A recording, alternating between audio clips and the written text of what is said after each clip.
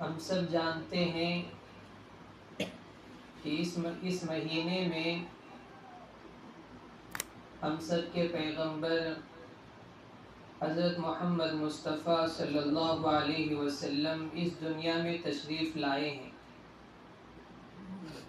جس وقت وہ دنیا میں تشریف لائے تھے اس وقت مکے کے اور دنیا کے کیا حالات تھے اور ان کے تشریف لا دینے کے بعد دنیا میں کیا حالات تھے، کن حالات میں اللہ کے رسول صلی اللہ علیہ وسلم نے اپنی ذمہ داری کو نبھایا ہے، اس کو سننا ہے۔ حضور اکرم صلی اللہ علیہ وسلم کی پیدائش سے تقریباً 600 سال پہلے تک اللہ تبارک و تعالی نے اس عرصے میں اس زمین پر کسی نبی کو نہیں بھیجا تھا۔ جب اللہ تبارک و تعالی نے اس زمین سے حضرت عیسیٰ علیہ السلام کو آسمان پر اٹھا لیا تو اس کے بعد 600 سال تک کوئی نبی اس زمین پر نہیں آئے ہیں، یعنی اس وقت بسنے والے انسانوں کو کوئی بھلی اور اچھی بات کہنے والا کوئی نہیں تھا۔ پھر نتیجہ یہ ہوا کہ اس وقت کے قوم اور انسان بگاڑ کے جس درجے تک پہنچ سکتے تھے، سب سے آخری درجہ بگاڑ کا جو تھا وہاں تک پہنچے ہوئے تھے، یہاں تک کہ ان کے اندر انسانیت کا کوئی مطلب نہیں تھا۔ اپنے ہتھیار تیز ہیں یا تیز نہیں ہیں اس کو معلوم کرنے کے لیے بھی اس کو انسان کی گردن پر آزمایا جاتا تھا۔ اس وقت کے مردوں کی نگاہوں میں عورتوں کی کوئی عزت نہیں تھی۔ اس وقت کے باپ کے دلوں میں پیدا ہونے والی بچیوں کے لیے کوئی محبت نہیں تھی۔ ایسی بگڑی ہوئی قوم اس زمین پر اور آسمان کے نیچے بس رہی تھی۔ اس وقت اللہ تبارک و تعالی نے اللہ کے رسول صلی اللہ علیہ وسلم کے جد امجد حضرت ابراہیم اور حضرت اسماعیل علیہ السلام کی ایک دعا کو قبول فرما کر ظاہر فرماتے ہیں۔ جو دعا حضرت ابراہیم اور حضرت اسماعیل علیہ السلام نے اس وقت مانگی تھی جب انہوں نے کعبۃ اللہ کی دیواروں کو پھر سے تیار کیا تھا، کھڑا کیا تھا۔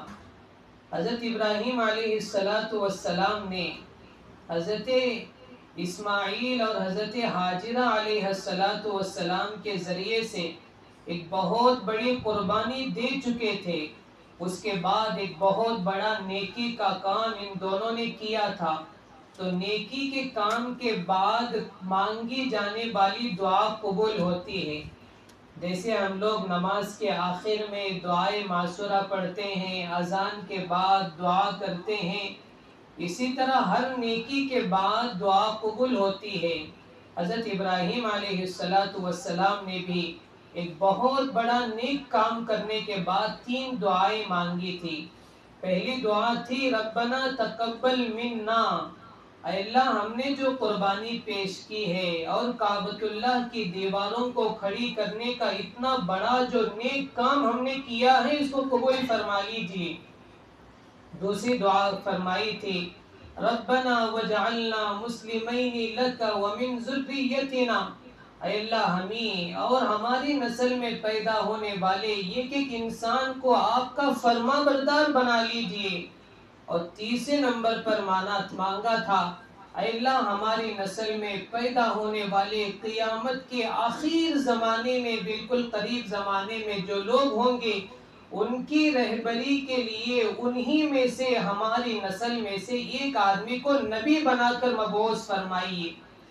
اللہ تبارک و تعالی نے حضرت ابراہیم علیہ السلام کی اس دعا کو حضور اکرم صلی اللہ علیہ وسلم کو پیدا فرما کر ان کو نبی بنا کر اس دعا کے قبول ہونے کو ظاہر فرمایا ہے۔ حضرت ابراہیم علیہ السلام کے 2 بیٹے تھے، ایک حضرت اسحاق، ایک حضرت اسماعیل۔ حضرت اسحاق علیہ السلام سے حضرت یعقوب پیدا ہوئے، حضرت یعقوب سے حضرت یوسف پیدا ہوئے، حضرت یوسف کے بعد ان کی نسل میں بنی اسرائیل کے ہزاروں انبیاء آئے، لیکن حضرت اسماعیل علیہ السلام کی پوری نسل میں صرف اور صرف اللہ کے رسول صلی اللہ علیہ وسلم نبی بنے ہیں۔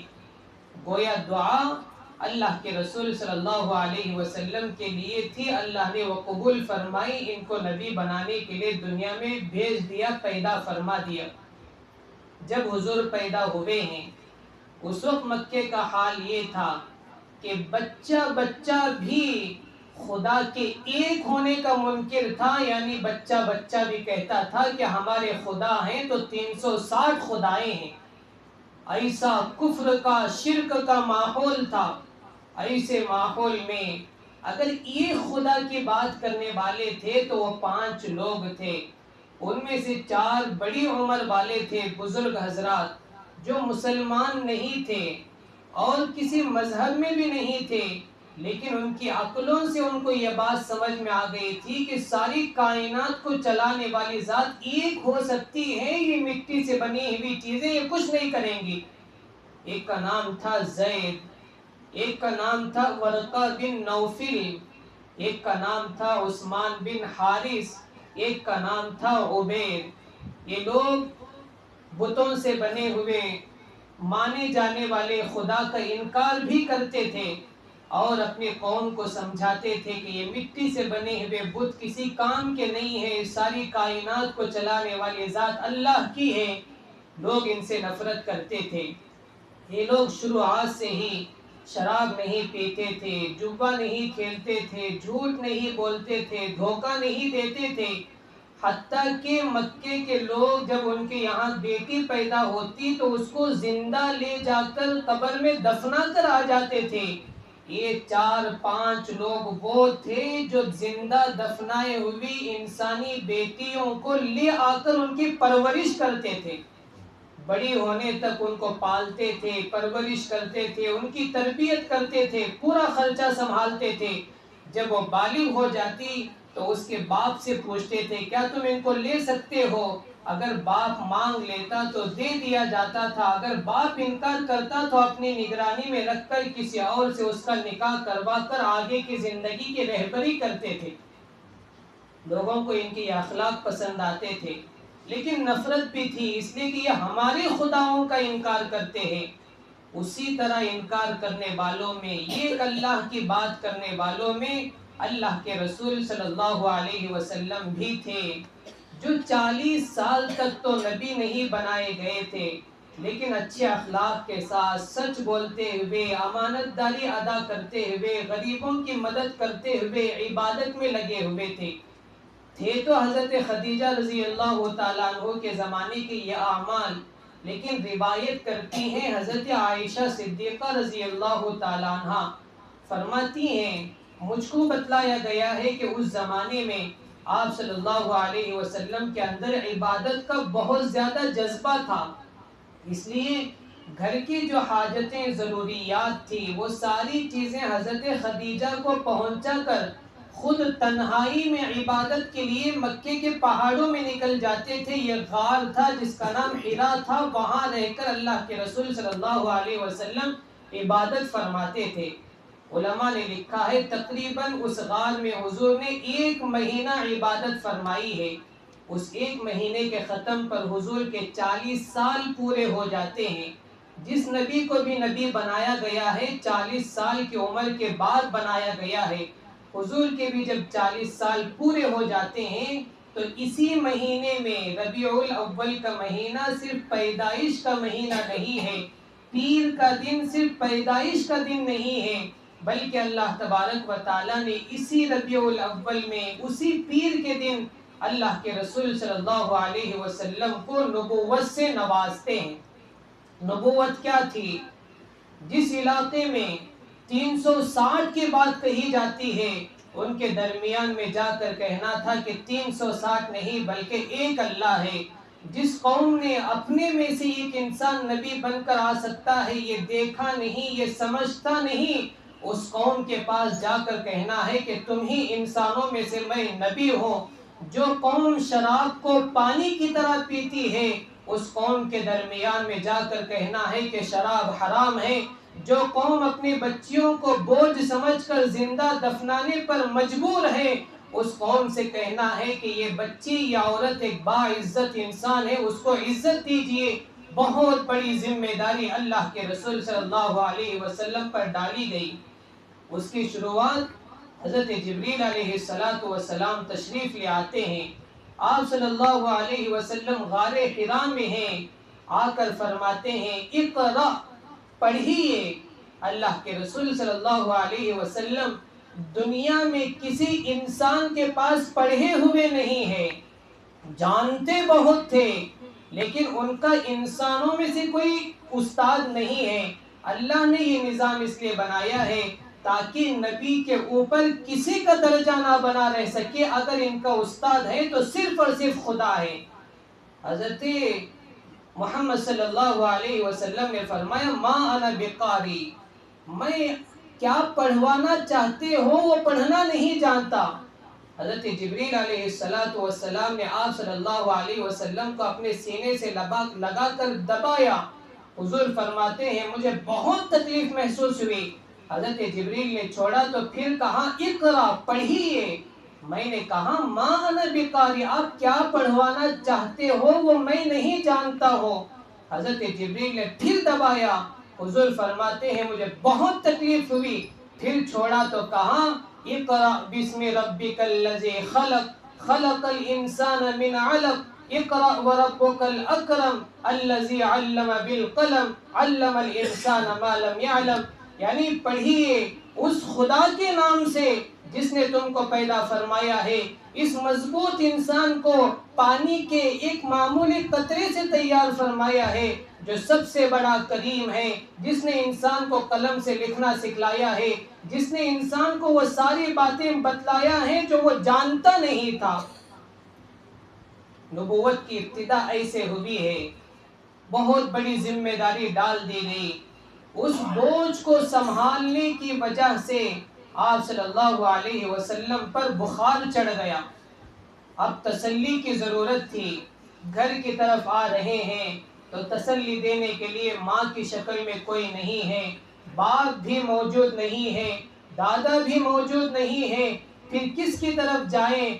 آخر میں ایک عورت تھی جو حضور صلی اللہ علیہ وسلم کے لیے اپنے دل میں ماں کی طرح محبت بھی رکھتی تھی، باپ کی طرح شفقت بھی رکھتی تھی، دادا کی طرح رحمت بھی رکھتی تھی۔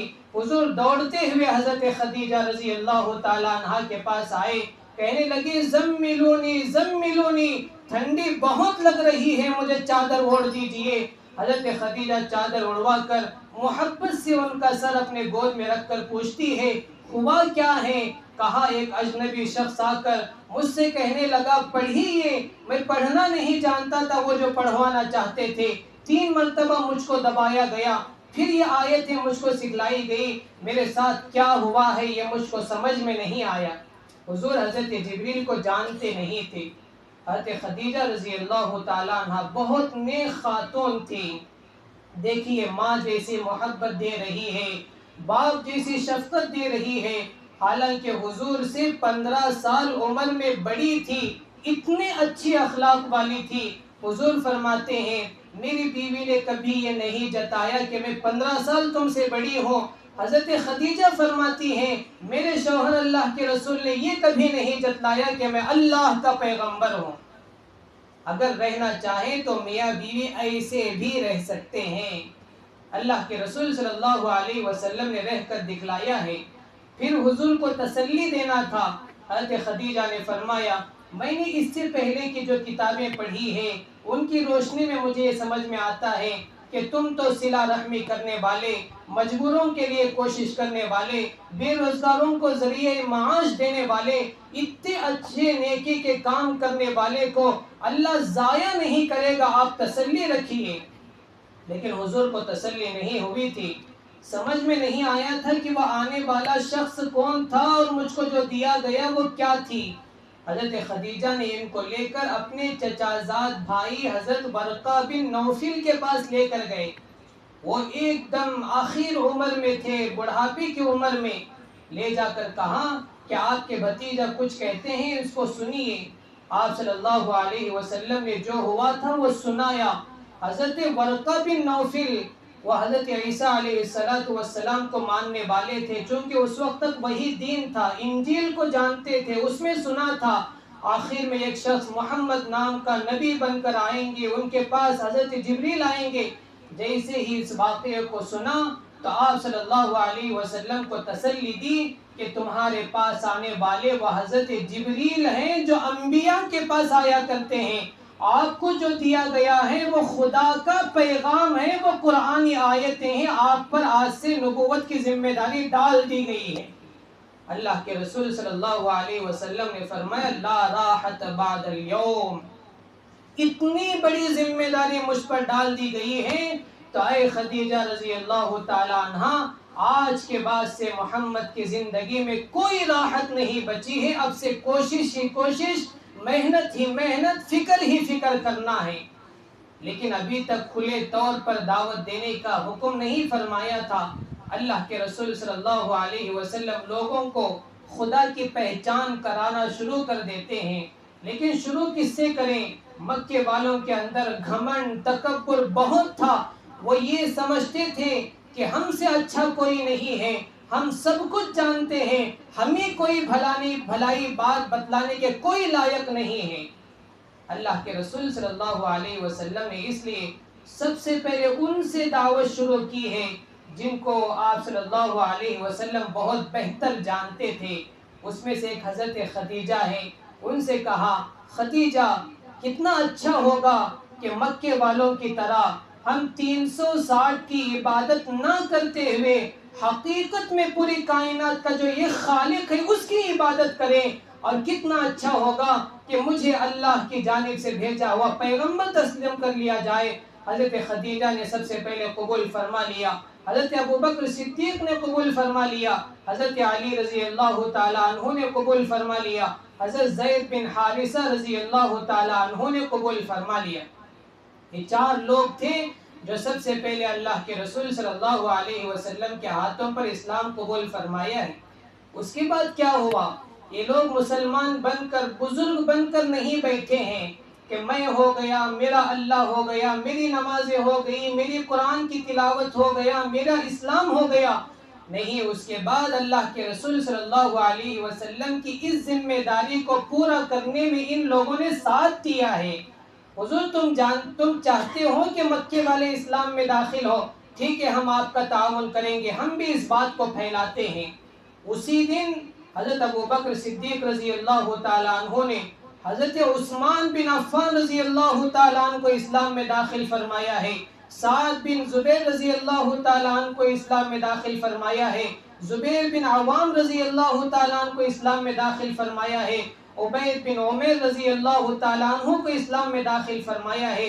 گویا صحابہ جانتے تھے ہمارے نبی کی سب سے بڑی کوئی خواہش ہے تو بندوں کو خدا سے تعارف کروانا ہے۔ اسی کا نام ہے دعوت و تبلیغ کی محنت۔ اس میں کیا ہوتا ہے؟ کسی سے کچھ لینا دینا نہیں ہے۔ اس نے اللہ کو مانا ہے، اس کو اپنے رب کی پہچان کروا دو۔ اس نے محمد صلی اللہ علیہ وسلم کو مانا ہے، اس کو اس کے نبی کی پہچان کروا دو۔ یہ مرنے کو مانا ہے، اس کی موت اس کو یاد دلاتے رہیے۔ یہ قبر میں جا کر سونے کو مانا ہے، اس کی قبر اس کو یاد دلاتے رہیے۔ اس نے پل صراط پر سے گزرنے کو مانا ہے، اس کو یاد دلائیے کہ پل صراط پر سے بھی گزرنا ہے۔ اس نے مانا ہے کہ دوبارہ زندہ ہو کر خدا کے سامنے حشر کے میدان میں کھڑا ہونا ہے، بھول گیا ہے، اس کو یاد دلائیے۔ اس نے مانا کہ جہنم بھی ہے، بھلا دیا ہے، اس کو یاد دلائیے۔ اس نے مانا ہے کہ جنت بھی ہے، بھلا دیا ہے، اس کو یاد دلائیے کہ جنت بھی اس دنیا سے حسین ایک گھر ہے۔ یہی دعوت و تبلیغ ہے۔ حضرت ابوبکر صدیق رضی اللہ تعالیٰ عنہ مسلمان ہوتے ہی اپنے اس کام کو شروع کر دیا تاکہ اپنے نبی کا تعاون کریں۔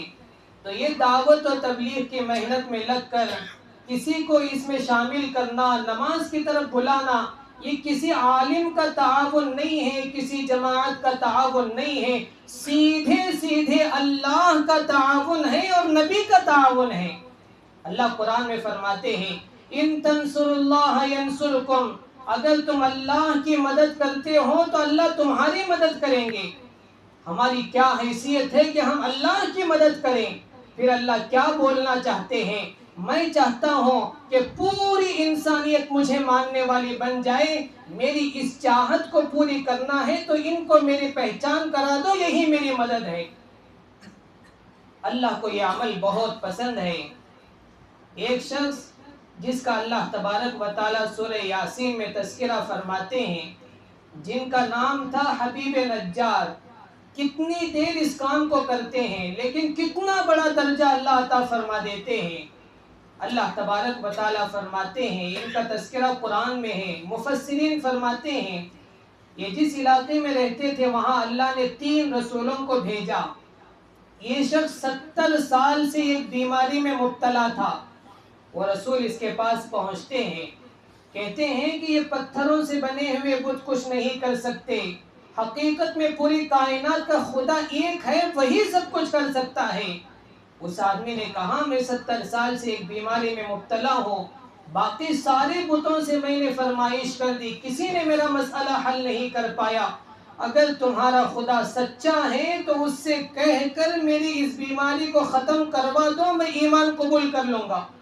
رسولوں نے اللہ کے پاس دعا کی، اللہ تبارک و تعالیٰ نے ان کی درخواست قبول فرما کر اس کی بیماری کو جڑ سے ختم فرما دیا۔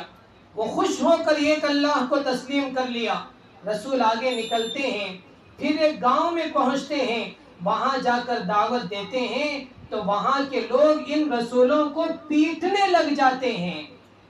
تو یہ آدمی کو خبر لگتی ہے جو ابھی ابھی مومن ہوا تھا، وہ دوڑتے ہوئے اس گاؤں میں پہنچتا ہے، آ کر گاؤں والوں سے کہتا ہے او میرے گاؤں والوں، ان کی کہی جانے والی بات میں دھوکہ نہیں ہے، جادو نہیں ہے، کاہن نہیں ہے، جھوٹ نہیں ہے، حقیقت میں پوری کائنات کا خدا ایک ہی ہے، ان کو تسلیم کر لو۔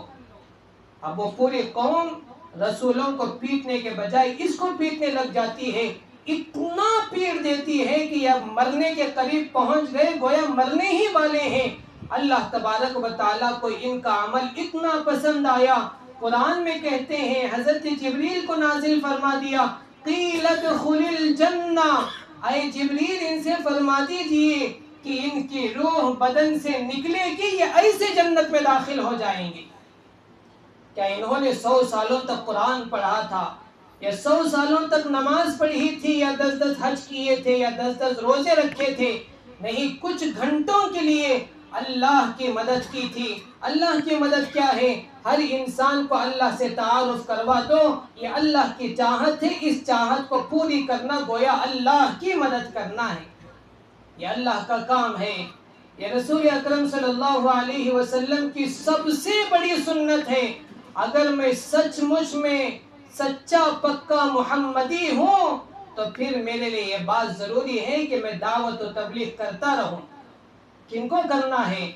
حضرت ابوبکر صدیق رضی اللہ تعالیٰ عنہ نے اپنے دوستوں کو کیا ہے۔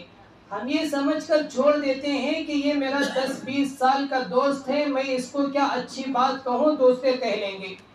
آپ صلی اللہ علیہ وسلم نے اپنی بیوی کو کہا ہے، ہم یہ سوچ کر کہہ دیتے ہیں، چھوڑ دیتے ہیں کہ اپنی بیوی ہے، اس کے ساتھ مذاق کرنا ہے، کھیلنا ہے، میں اس کو کس صورت سے کہوں؟ نہیں، دعوت ہے، تبلیغ ہے، اللہ کی پہچان ہے، رسول اللہ صلی اللہ علیہ وسلم کا تعارف ہے، سب سے پہلے انہی لوگوں سے شروع کروانا ہے۔ اپنے بیوی سے کہیں، اپنے بچیوں سے کہیں، اپنے بچوں سے کہیں، اپنے رشتہ داروں سے کہیں، اپنے پڑوسیوں سے کہیں۔ ہم جب نماز کو آ رہے ہوں تو ہر آس پاس والے کو اطلاع کرتے ہوئے آنا ہے۔ اگر اطلاع کرنے کے بعد بھی وہ نہیں آتے ہیں تو جب ہم نماز سے جا رہے ہوں ان کی خیریت پوچھنا ہے، بھائی ظہر کی نماز ہو رہی تھی آپ پہنچے نہیں، کل سے پہنچ جائیے۔ عصر کی نماز ہو گئی، آپ نے عصر نہیں پڑھا ہے، عصر پڑھ لیجئے۔ مغرب کی نماز ہو گئی، آپ نہیں پہنچے تھے، مغرب پڑھ لیجئے۔ یہ ہمارے اوپر ذمہ داری ہے، اگر نہیں کرتے ہیں تو اللہ کی پکڑ ہوگی، جیسی پکڑ کے بنی اسرائیل کے 500 سال کے عابد کو ہوئی تھی۔ بنی اسرائیل میں بہت بڑے بزرگ تھے جنہوں نے 500 سال اللہ کی عبادت کی تھی۔ اللہ تبارک و تعالیٰ نے حضرت جبریل کو بھیجا کہ پورے گاؤں والے گناہوں میں مبتلا ہیں، اس پورے گاؤں کو الٹ دو، یعنی ان پر ایسا عذاب مسلط کرو کہ یہ سر کے بل زمین میں دھس جائے۔ حضرت جبریل نے فرمایا اس میں بہت بڑے بزرگ بھی ہیں۔ اللہ نے فرمایا اس آدمی کی بزرگی کیا کام دے گی؟ جب میرے نماز میرے احکام توڑے جا رہے تھے تو اس کو لمحہ بھر کے لیے بھی فکر نہیں ہوا کہ میرے خدا کے احکام توڑے جا رہے ہیں۔ جس کو خدا کے حکم توڑے جانے پر ذری سی بھی پریشانی نہ ہو، اس کی ہزاروں سال کی عبادت بھی اللہ کے پاس کوئی معنی نہیں رکھتے۔ میرے بزرگوں، ہم نماز پڑھ رہے ہیں، ہم اگرچہ اچھے دین پر ہیں، اچھے راستے پر ہیں، لیکن ہمارے آس پاس کے لوگ بگڑے ہوئے ہیں، تو ان تک صحیح بات کو پہنچانا یہ ہماری ذمہ داری ہے۔ اس لیے نیت کریں انشاءاللہ مرتے دم تک اللہ کی اور رسول اللہ کی مدد کریں گے۔ وہ مدد کیسی ہوتی ہے؟ جو جتنی اچھی باتیں ہم لوگ جانتے ہیں ان کو بتلانا ہے، نماز کے بارے میں کہنا ہے، سچ بات کہنے کے بارے میں کہنا ہے، پردے کے بارے میں کہنا ہے، جھوٹ نہ بولے یہ کہنا ہے، حرام نہ کھائیں یہ کہنا ہے، چاہے راضی ہوتے ہو چاہے ناراض ہو جاتے ہو۔ اس کے لیے سب سے آسان طریقہ یہ ہے کہ ہماری اس مسجد میں ہر پیر کو مغرب کے بعد گشت کا عمل ہوتا ہے۔ یہ کسی دو چار کا کام خدا کی قسم نہیں، یہ خدا کی قسم اللہ کا اور رسول اللہ کا کام ہے۔ اس میں آئیں، یہاں بیٹھے ہوئے ساتھی کو لے کر جائیں، چلو ہمارے چاچا سے ملاقات کراتا ہوں، میرے بھائی سے ملاقات کراتا ہوں، میرے بیٹے سے ملاقات کراتا ہوں، میرے نانا دادا سے ملاقات کراتا ہوں، میرے ماموں میرے بھائی جان سے ملاقات کراتا ہوں۔ لے جانا ہے، ملاقات کروانا ہے، انشاءاللہ اللہ کا تعارف ہوگا، مسجد میں آنے والے بنے گی۔ ہماری مسجد میں ماشاءاللہ لوگ قربانی دے کر جماعت میں آتے ہیں۔ یہ کون ہیں؟ یہ اللہ کے دین کے لیے اپنے گھر بار چھوڑ کر آئے ہوئے خدا کے مہمان ہیں۔ ان کا اکرام ہم پر ایسے ہی فرض ہے جیسے حضور نے مکہ چھوڑ کر مدینہ آیا تھا تو وہاں کے انصاری صحابہ نے مدد کی تھی۔ ان کی کیا مدد کرے؟ وہاں تو زندگی بھر کے لیے گھر چھوڑ کر آئے ہوئے لوگوں کو گھر دے دیا گیا تھا۔ ہماری ان کے لیے مدد یہ ہے کہ وہ 24 گھنٹے 48 گھنٹے ہمارے گھروں میں رک کر ان کے مستورات اس محلے میں کام کرنا چاہتی ہیں، اپنا ایک کمرہ ان کو پیش کر دیں۔ صحابہ تو اپنے گھر پیش کر دیے تھے، وہ آنے والے آپ کے گھر نہیں پوچھتے ہیں، زندگی بھر کے لیے نہیں پوچھتے ہیں، بلکہ 24 گھنٹے کے لیے ایک کمرہ پوچھتے ہیں۔ وہ کوئی ہائی فائی ہونا ضروری نہیں ہے، وہاں پردے کا انتظام ہو کافی ہے۔ اگر پیشاب خانہ بیت الخلا باہر بھی ہے تو وہ باہر جا کر وہاں سے فارغ ہو کر آ جائیں گے۔ ان کے کھانے کا نظام اللہ کر دے گا، جو چاہے گا وہ کرے گا، اگر نہیں تو ان کے پاس پوری تیاری ہوتی ہے، وہ خود پکائیں گے، انشاءاللہ گھر والوں کو بھی کھلا دیں گے۔ اس لیے نیت کریں جتنی مستورات کی ہمارے یہاں جماعت آتی ہے سب لوگ اللہ کے ان مہمانوں کو دین کی خاطر اپنے گھروں میں ٹکائیں گے انشاءاللہ۔ دل بڑے کرنا ہے، اللہ تبارک و تعالی ہمارے لیے دین و اسلام کو پھیلانے میں ذریعہ بنائیں گے۔ اللہ تبارک و تعالی کہی ہوئے سنی ہوئے باتوں پر عمل کی توفیق عطا فرمائے۔ درمیان میں بچے ہیں تو اوپر چلے جائیں، درمیانی جگہوں کو پر کر لیں، سنتیں پڑھ لیں۔